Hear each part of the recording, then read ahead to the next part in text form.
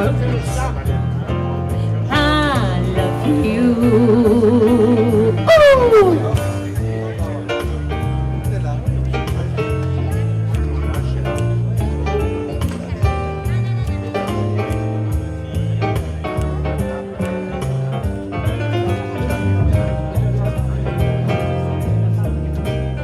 C'est la troisième fois qu'on organise une expo ici au gratte-ciel, grâce à des gens vraiment très sympas qui bossent à la SVU, qui nous permettent d'avoir des locaux.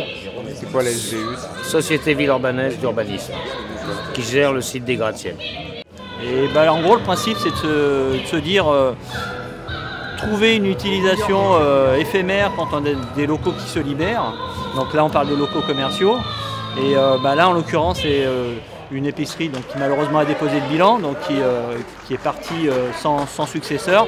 Et en attendant qu'on trouve un nouvel occupant, et on trouve intéressant de pouvoir donner la place à des artistes qui ont l'occasion d'avoir une vitrine, un pignon sur rue et montrer ce qu'ils peuvent faire. Et voilà.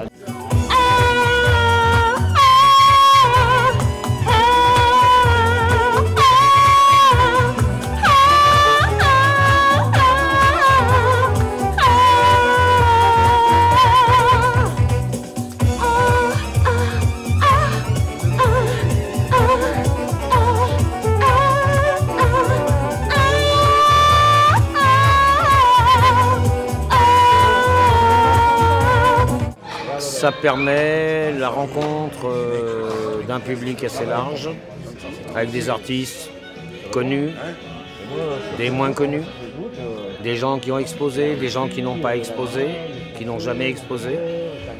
Et ça permet une synergie, ça permet de créer un événement, comme celui de ce soir. Et puis de l'avoir comme ça, dans le quartier, au pied de l'immeuble, je trouve que c'est intéressant qu'on puisse proposer ces choses-là qui sont un peu, on va dire, complémentaires à la vie sociale et avec le commerce. Et il faut un petit peu de ça aussi. L'objectif de Criard, c'est de trouver un lieu assez grand pour pouvoir faire ça en permanence. Des expositions collectives, avoir un accueil d'artistes. On ne va pas tout dévoiler tout de suite, mais à la limite, c'est un appel au cas où des gens auraient des lieux à mettre à disposition. Si les mots de cette chanson s'effacent, elle ne les oubliera pas. Elle pleure parfois, mais tout bas, c'est son histoire. Un air de guitare déchire ta mémoire. Dis-toi qu'elle chantait pour toi. Que cette année-là, elle t'a donné sa voix.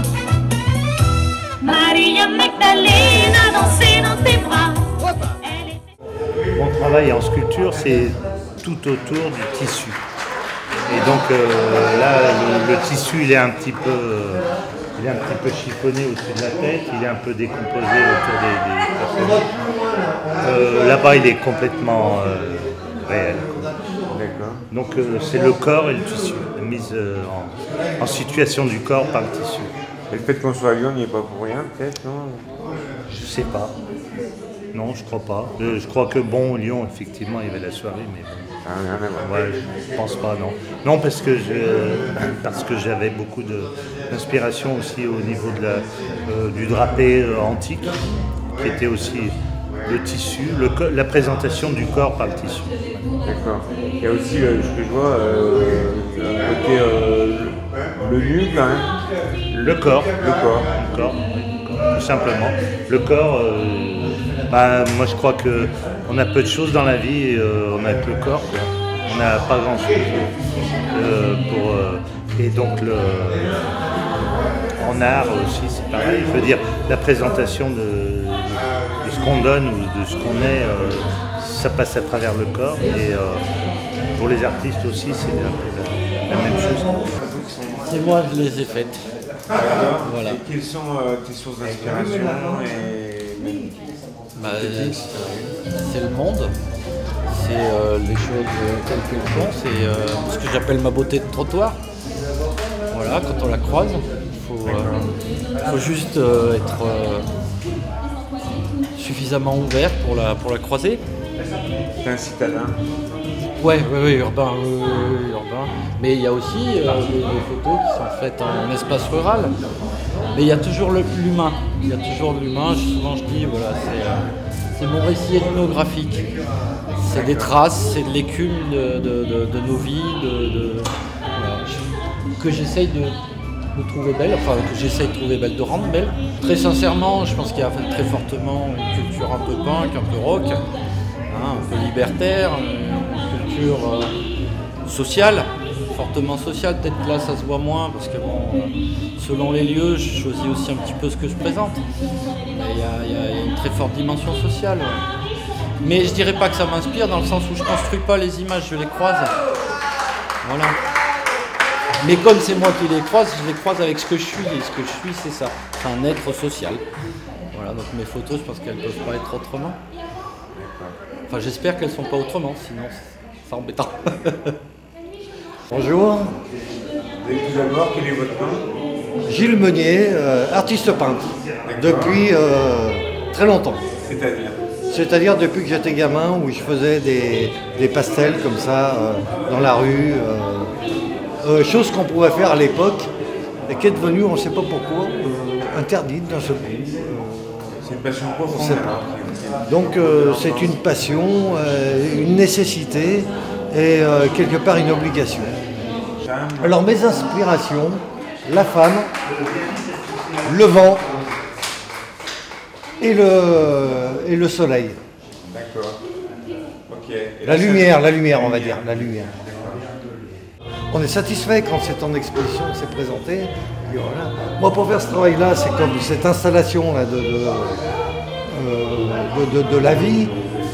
Je suis resté dans mon atelier pendant 3 semaines où j'ai travaillé, parce que j'avais dans la tête toutes ces scènes, comme ça, c'est pas possible. Du vent, de la lumière, et des fois ça suffit, hein. C'est pas la peine d'en faire des tonnes. Hein. Annie Amar, donc c'est toi qui fais toutes ces œuvres noires en noir et blanc et en couleur. Tout à fait. Est-ce que tu peux nous expliquer un peu ta démarche, quand tu as commencé, comment tu as commencé? Je pose plusieurs questions. Quand j'ai commencé, j'ai commencé par un tas d'autres choses. Et là, j'écris beaucoup. Et les mots se sont imposés d'une façon parfois très douce, parfois très violente. Et j'ai commencé comme ça, à écrire une phrase et à détourner à ma façon, d'en faire d'autres mots. D'accord, parce que dans les œuvres, surtout en noir et blanc, moi ça m'a tout de suite pensé à de la calligraphie. Il y a une forme de calligraphie, oui. J'essaye de donner un sens. J'ai voulu faire quelque chose, au départ je voulais faire quelque chose de plus gai, en mettant de la couleur, mais ils ne sont pas forcément plus gais. Ils sont plus, je sais pas, moi je préfère les noirs et blancs, mais ça c'est les goûts et les couleurs. Moi aussi.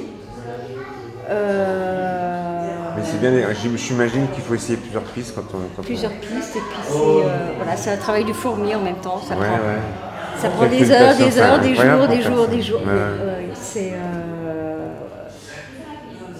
C'est une forme d'expression.